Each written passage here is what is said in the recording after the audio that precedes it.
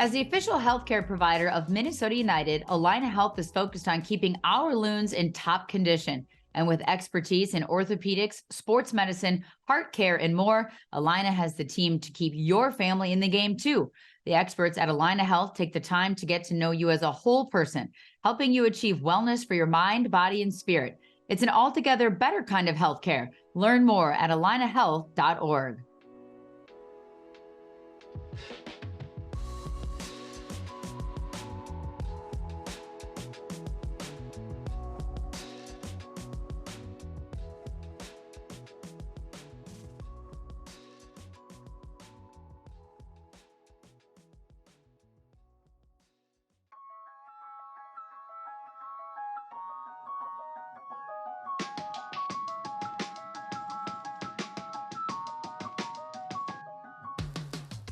Hello, everybody, and welcome back to another episode of Sound of the Loons presented by Allina Health. And I feel like this is an incredibly special one because we are heading into decision day.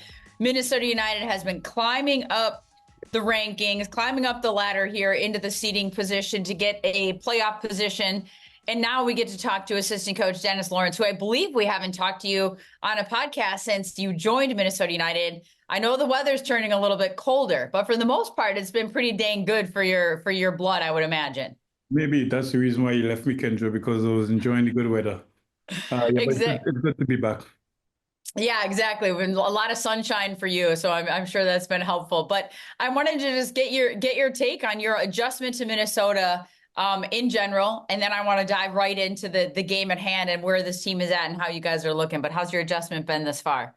No, it's been very good. I think everyone around has been very supportive in trying to make sure that we can settle in as quick as possible. So we've managed to get a lot of things done from my house and everything. So I'm all set and just head down now and get any work done. But it's been a very good experience. And as you just spoke about, the weather has been fantastic over the last couple of months, which is absolutely right up my doorstep. We're heading back into the cold period now, which is not so enjoyable for me. But, we got to make it do. So the last time we talked, you obviously had just been dipping your toe into MLS. And now I know you've been a lot of places around the world, but what's your impression of Major League Soccer in general, the league, the competition, the schedule, the travel? Yeah, I think it's nothing far less than what I expected. You got a really, really competitive league with some very, very good players, some very good coaches. And I think the tactical vision that you see in the game is probably a lot higher than a lot of people think. I think the travel and everything is something new, and it's something that you do take adjusting to in trying to make sure that you find the right balance in terms of when you travel, how you travel, etc. So the traveling is a bit of a challenge, something that you need to get used to, but it's part and parcel of the whole package. So I think it's a really, really exciting league. It's a really exciting competition. And I think you can see teams are really pushing to try and get over that line in a good place. So when you talk about sort of the adjustment to this league, whether it's as a coach or, from the tactical standpoint, maybe it's a little bit better than people thought. But from your perspective, looking back at this season, and head coach Eric Ramsey has talked very much as the season being sort of 3/3, right? The first third, when everything was new, you had just come in, he had been new, Kala just came in, a lot of changes. The middle third, which you guys had a challenging international window, which a lot of players were missing, injuries. You sent some players away, sold some players, transferred some guys out. And now you get the new guys in the last third mixed with the guys that had been there. And it sort of feels like it's all coming together. Had you ever been through anything like that middle third of the season before in any of your time where you pretty much everything was thrown at you guys from a coaching staff and a playing perspective? Like everything but the kitchen sink was thrown at you guys to try to manage your way through that. Had you ever been through anything like that? I think this one has been a different type of challenge altogether. I think it's because of the way that the league's formatted. It definitely was a different type of challenge because normally I'm used to working within a different transfer window that where you go up to a certain period. I think the way that this one happened, I think the biggest one for me was the fact that we had to play through the international window with so many players being involved in international duty. And I think we were probably one of the clubs that were affected the hardest in terms of that, the amount of players that we had to send on international duty, having the injuries, having sole players, etc., etc. So it was a difficult period. But I think it was a period that for us as a new coaching team, it's probably a period that we embraced. Because I think in those periods is when you get to learn a lot more about individuals, you learn a lot more about players, you learn a lot more about the environment. So it was a healthy period for us, even though at the time it was a really, really challenging period. So we embraced the period. We've obviously come off, we've done some reflection on the period, we've had conversation about it, and hopefully, if we do find ourselves in that situation again, then we're much more equipped to deal with it. So yes, it was a totally different challenge for me personally, having to experience that, but it's one that I felt that made the group a lot stronger. And it also gave the opportunity for a lot to stick their head up and say, you know what, I'm here. I'm ready to accept this challenge. And I think it was good from that point of view. As a coaching staff, did you ever have any, and because you've been a head coach before, in your experience, have to have conversations with head coach Eric Ramsey because he hadn't been a head coach and he was literally, I mean, he was like, I don't know if I would have experienced this in my entire lifetime as a coach, and you did it all in like, 6 weeks or 8 weeks or whatever it was. How, as a staff, do you think you guys handled that? Or how did you guys have conversations knowing that you've had experience as a head coach? He's a new head coach. How much do you as a staff lean on each other? And I know I'm just talking about you and Eric Ramsey, but obviously there's Cameron Knowles and others that are included in that as well. Yeah, I think it's always important that that's when the staff have discussions. But I think the key thing for us was making sure that we stuck to our principles, regardless of the situation in terms of players, because your principles is what is probably going to get you through a lot more than you'd like to think. Obviously, you have to be adaptable to the situation because you've lost certain players, so you have to adapt. But I think the principle overall in how we face the challenge in terms of making sure that we try and be as positive as possible. We try and make sure that we kept the players on the right side of things in terms of what we achieve, what we can achieve, and things like that. So as a staff, it was always about trying to remain positive, remain focused, stick within the principles. And we knew, given the players that believe that don't worry, we know that we will come out on the other side in a better place. So it was much more of that, just being together, being on the same page, being united as a staff, and making sure that we kept the players in the right frame of mind. And not taking anything away from the group that has been there throughout the year, meaning the players that are no longer there, or maybe some guys that were brought up that are not, maybe back down with the twos or whatever it might be. What do you think this group is capable of, and how much do you enjoy having a full healthy training session and a ton of competition every day at training? Because every coach will tell you that competition is the best thing for the group to get the best out of everybody, but it allows you, some dynamic versatility, right? With the lineup, with the formations, but now you've got Calvin in and he's clicking on all cylinders. Joaquin, a lot of players that you guys have brought in, Diaz as well. How fun is it to get to training every day with this group and know like sky's sort of the limit? Is that sort of the vibe within the club? I think for all coaches, they'll say to you, that's exactly what you want in the building. You want that type of problem. You want that type of competitive environment, which the guys that you've mentioned who've all come in have integrated. But also, it's important to understand that the guys who were here before, they had to ensure that when the new guys arrived, that they knew exactly what was the expectation, what's the remit, what we want training to look like as a group. And now when you look at us, I think a lot of the principles that we were trying to instill when we first came, it's there now. So it's making sure that it can be maintained and then we can grow. So I think having a healthy group is always a fantastic thing for the players themselves, for the coaching staff, and for the club. Because as a player, you want to be in a competitive environment. You don't want to be in an environment where you're too relaxed and you think it's easy. No, no, no. You want to be in that competitive environment. And these guys have brought that with them. And I think it's a really, really healthy situation. So we love the challenge, but it doesn't really stop there for us because it's not like we're going to say, right, we've got what we want and we're happy with it. No, no, no. We're looking to even go further on. So it's a really, really pleasing factor for us as a staff. I'm sure for the boss to be able to sit down and have headaches on leaving certain players out. But that's what you want as a head coach. That's what you want as a coaching team. And that's what you want to see an environment created like that. And when you talk about the headaches of who you gonna, have in that 11 or who you gonna have on the bench for the next match, looking ahead to decision day, on Saturday against St. Louis City. You've been in a lot of coaching situations, and as a player, how challenging is it to play a team that has been eliminated? And I know you don't have playoffs in other leagues, but maybe you already know they're going to be relegated or whatever it might be. So what does this weekend's game against St. Louis City present as a challenge for you guys to focus on for yourselves to maybe jump up to that 5th spot, depending on what others do? And then also just knowing St. Louis City technically has nothing to play for except for, their own contracts and their own pride. What does that present? I think you just said it there correctly. I think in the modern game today, there's nothing to play for. There's always something to play for in the professional environment. But I think what is important for us is understanding that the hard work we had to put in to get ourselves in this situation. And if we're going to talk the reality, is we have an opportunity now. If we win our game, we are guaranteed that we are going to finish 7th. And then we can see what comes beyond 7th. So we've got the opportunity. We're at home. We have to be the aggressive team. We have to be the team on the front foot, trying to ensure that we can maintain our position. And that's the way that I believe we're going to approach the game. We're going to approach it in a really positive frame of mind, understanding that we're going to be playing against opposition that are very good as well.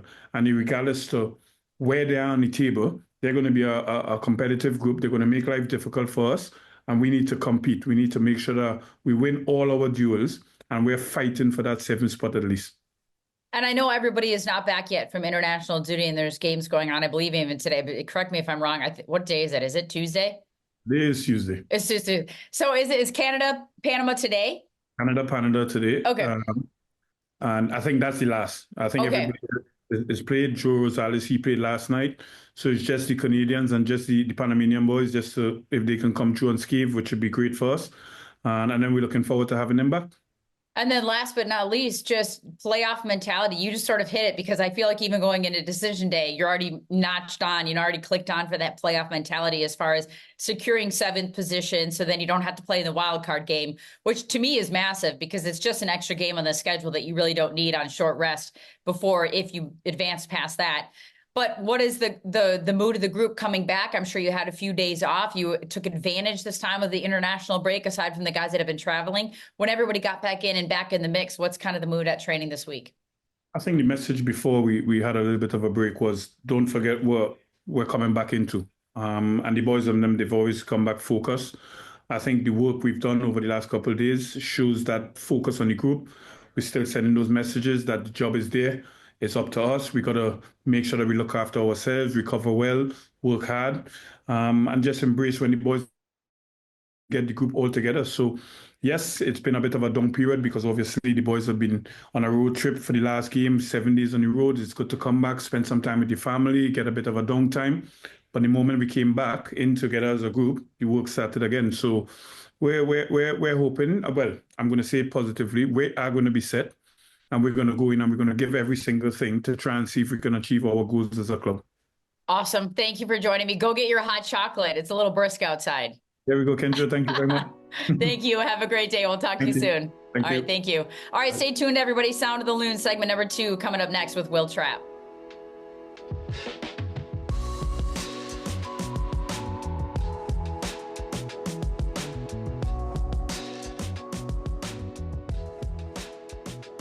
Just because the Loons are away doesn't mean you have to watch the match from home. With Loons Watch Spots, presented by Coors Light, you can find a piece of that Allianz Field atmosphere at some of your favorite Twin Cities locations. Check out the full list of locations and upcoming watch parties at MNUFC.com/Loons Watch Spots.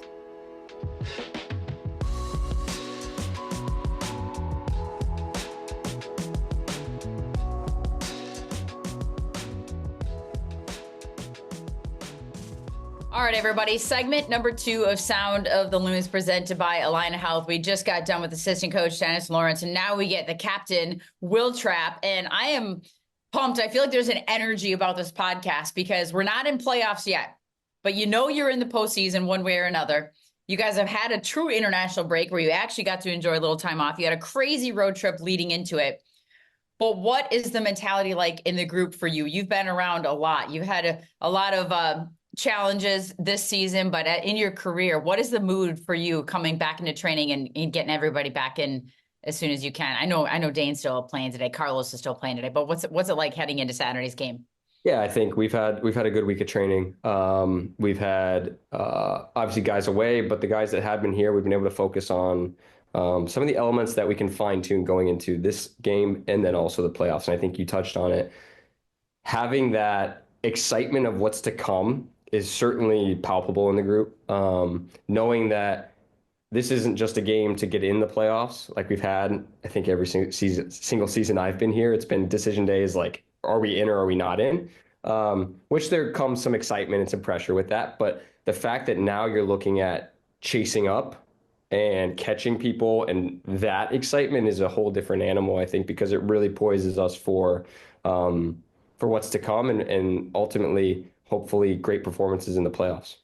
Well, what does that say too about this group? You just stated it. Every other day, decision day is like truly been decision day for the most part. Now you guys are in at least in the wild card game, which I'm sure you don't want to be in because then that just means an extra game on the legs and on the schedule. But Mhm. what does it mean to know that this mentality of this group is it's not good enough just to get into the playoffs? It's we need to figure out a way to consistently advance in the postseason.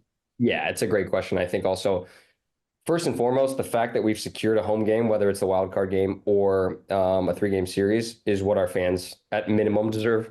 So I think that's a huge check right there. After that, I think the mentality of this group is something we've seen all season. Granted, there was probably a dip in the middle of the season where we saw some struggles, but the collective mentality has always been one that we want to be aggressive. We want to be a team that tries to win games and doesn't just try to hold on and not lose games. And you saw, I mean, what is it, four in a row without a goal conceded, guys in forward areas scoring. There's a real sense of optimism within the group. That's always been what we feel like our level is, right? And it's good to be hitting that at this point in the season and then being able to even hopefully go higher and further. Because you see every year in MLS, there's an opportunity for a team to catch fire at the right time and do things that people don't expect. How would you label the three phases of the season? Because head coach Eric Ramsey has been very specific, saying it's almost like three thirds. The first Mhm. third, which was like, a lot of unknowns. The middle third, which was like, oh, geez, what's happening here? And, guys were gone. You were transferring guys out, all sorts of things, international window. And then this third, which I believe in the last 10 games, which, Coach Ramsey has been very specific about focusing on this sort of 10-game season. You guys have the best, if not the best record in the Western Conference. How would you label the three seasons, the three parts of the season?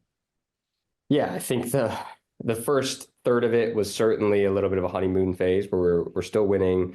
You're a brand new coach, but everything is seeming to be clicking quickly, and that's great. And then obviously the fall off in the middle was something that we knew was going to be challenging given the amount of players gone, injuries, and all those things were difficult. But also, I think we didn't get too down on ourselves because in many ways we knew what the problems were. And that's a big reason why I think we've come out of it strong again is the sense of like, hey, it's not broken. We just needed to really get guys healthy and get guys back and then build that chemistry. And then you've seen that since, and that's no slight to or no discount on the amount of work that went into it, but it was very clear like, hey, we were doing very, very well. Here comes the summer break with a lot of guys leaving and injuries happening. Here's the drop off. Okay, let's build the durability and the depth of the squad, which we did in the summer window, and then move into this last 10 games in the right fighting mind in the right way. And I think again, don't take away anything of the work, but it seemed like we now had that group that was solidifying and really looking up to build. And credit to the guys and credit to the coaching staff and to Khaled as well for just taking time, being patient, but then also looking to improve and always trying to see what was next. And then ultimately, we're sitting here now talking about potentially fifth or sixth place and hopefully a strong playoff run. You've been around a long time. Have you, there's no guarantee, right, that the new guys are that they're going to click, that they're going to fit. Mm-mm. I mean, especially when you're coming from another country, the transition to this league, the travel, all of the above, right? Some of the young guys, maybe their family's not here, maybe their dog's not here, whatever it might be, it's a transition. So how would you evaluate, or were you pleasantly surprised? I mean, give me kind of your captain midfielder version of Kelvin Yeboah and what you've seen him do, Joaquin Pereira, what you've seen him do. And I know Sam has been here a little bit longer, or Jefferson Diaz in the center back role. Can you talk to those three a little bit? Yeah, I think all four of them, in their own way, have come in and really tried to put their stamp on things. I think the most obvious one is Kelvin, just because he's a goal scorer and he's scored 7 goals in 7 games. So that's something that, or even I don't know exactly what the record is, but something around there. But you see his desire, I think, stands out very, very quickly when you meet him, is someone who wants to do everything he possibly can to be the best professional and the best goal scorer he can. And you like to be around. I like being around guys like that. I enjoy that. Even if it gets testy in training, all of it is geared towards competition and wanting to win. And you need guys like that in your team. I've been fortunate to have teammates like that, and you always see them as a barometer for what the team's capable of. And then when you see the results on the field coming into a new league as a younger striker and producing as quickly as he has been awesome to see. I think Joaquin similarly is someone who, albeit maybe not the same profile in the sense of personality as Kelvin, a little bit more reserved, quieter, but a happy, very positive guy who you can see his quality when he finds possession spots in the team, and that's really something that we lacked throughout the start of the season, in that middle period of another security blanket along Robin in those moments. And I think he fits that build extremely well. Jefferson for me has been probably the most exciting and surprising in a lot of ways. Think about, he's a right-footed guy. He's been playing left center back. His technical ability, his ability to dribble past players, his game understanding, I really, really have enjoyed. And as a young guy, I mean, 23, 24 years old, seeing his maturity on the field in that position has been a huge help, alongside Boxy, alongside Mickey and Carlos Harvey as well. So each guy, Sam included, albeit we haven't maybe seen as much in games, we see him a lot in training. Very dynamic, very positive, a great teammate. And these are all guys that, like I touched on, that bring the durability and the bulk of the entire squad up. We're raising the level of the entire team. And that's something that we saw throughout the summer window, where maybe we didn't have the depth pieces that could just round out rotation. Because I think, to go back to your former question about the thirds, what made us really successful in the first third particular, was being able to bring guys in off the bench. At 60th minute, Eric's saying, you know what, let's get fresh legs on there. And you have guys fresh, confident, that can cause a lot of problems coming onto the field in the 60th minute to not just help us, but then also raise everyone's level. And I think we got back to that point with the summer signings, and that's really helped us. When everybody always talks about wanting to be the best team, wanting to compete, wanting to win games, and then wanting competition in training sessions, right? But then sometimes when the competition comes in and it's your spot that's up for grabs, or that, then all of a sudden it can create a different dynamic. How, as you sort of a leader and a veteran of this team, do you navigate that a little bit with guys that are like, oh yeah, bring the signings in, we want to spend money, we want to get better, but then like, oh crap, it's my spot that's maybe now being threatened. How do you, keep that competition so it's healthy in training? How do you help that? Yeah, look, I mean, let's not, we're not going to disguise it. Professional sports is about winning. So I think competition is baked into the cake every day. And if you're hiding from that, running from that, or feel threatened by that, the problem is with you. It's not with what's going on, truly. So for me, I think the way you look at it and can coach younger guys through that is just realizing, like, hey, man, we're all in this at some stage in our career. I've been through it. We've all been through it. It's not new. The quicker you embrace it and see ways you can find your path through, the better you're going to be, the better the team's going to be. So, I mean, it sounds cliche, but don't take it personally. If taking personally helps you perform better, do it. But like, find what works for you and realize that this is just what the sport is. Don't be naive to that. So looking ahead at St. Louis, and I just had this conversation with assistant coach Dennis Lawrence, like it can be a tricky one, right? Because you're technically playing against a team that has nothing to play for as far as playoffs are concerned. But also, guys have contracts, there's pride, there's all those things. You just saw what they did to Houston, a team that is very much Houston, fighting for, to try to stay in the upper echelon of the Western Conference and trying to stay relevant and go into the postseason on a high. What's the mindset for you guys heading into this game against St. Louis on decision day? Yeah, the mentality is to win. No one's going to give you a free lunch here, and especially not them. I mean, playing them away from home, whatever, 3, 4, 5 weeks ago, they're a difficult team. Like their record may not show it, but they're a difficult team and they can hurt you in a lot of ways. And unless you're organized, unless you're disciplined, they can punish you. And I think don't underestimate them, and certainly don't underestimate a team that has nothing to lose. Right? That's like the easiest way to get yourself punched in the face. And I think for us, it's realizing the challenge that they are, the two strikers that they play with, the direct nature to which they play, and not overthinking it, but also realizing there's ways we can hurt them. And we hurt them when we played there. And we're going to have to do that and more in this game because, again, we want to be riding a high going into the next stage. And the opportunity for us is win this game and see what happens. Because chances are we win this game, we're in a position in a favorable matchup that we can go and continue to keep pushing forward. And what happens if you find yourself in a position where, you've already said you're going to or you've secured a home game, right? Sure. A wild card game, or in the best of 3 series, the first round, if you find yourself in that position. When you look at your home record this year, and you're not the only team. And I had this conversation the other day. I'm like, what the heck is happening? Does it feel like more teams are winning on the road now than like it's used to be like an anomaly? You had to win at home and get your draws on the road. But I feel like that's changed.